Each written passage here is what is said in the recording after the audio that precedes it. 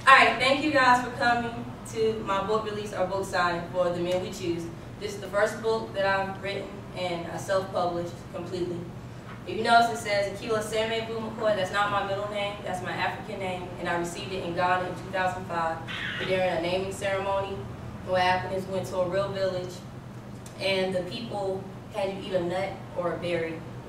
And after you did that, it was something they did on the ground. They were reading the nuts to the oracle. It was like a little blank area.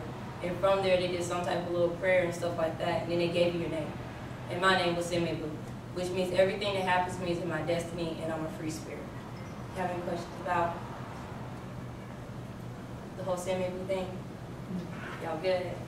All right. Okay. I'm just going to read a couple of poems or recite a couple of poems for you guys that come from the book. The first one is called The Men We Choose.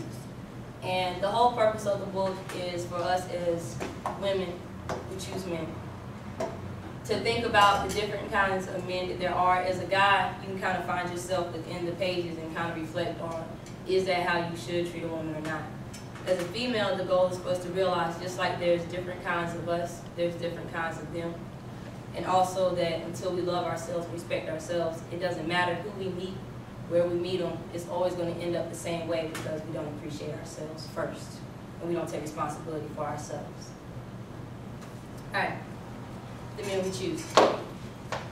Do we always sit and think about the men we really choose? Or do we move in blindly, grateful just to have a man? For there's so much power held in our hands, too much to let many men simply plunder our bounty. Our treasures are a variety, each adding to our worth. Yet we meet a man and instantly we feel a strong attraction. It doesn't mean that there will ever be any firm attachment.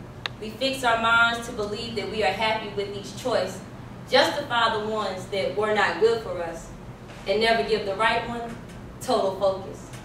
Because for us, there are so many things that a man can offer a woman. So we indulge in gifts, gestures, and words to unknowingly be with a wonderful actor. Because we all have our roles to play. Ours is the leading role, to rediscover self and nature, to recreate our broken culture. But first, it starts with self-reflection about the value in our selection. Not judging the men, but our clouded vision to give time to such plethora of men that when said, done, lived, and experienced, the thrill was gone. And now we are just left to reflect about the men we choose.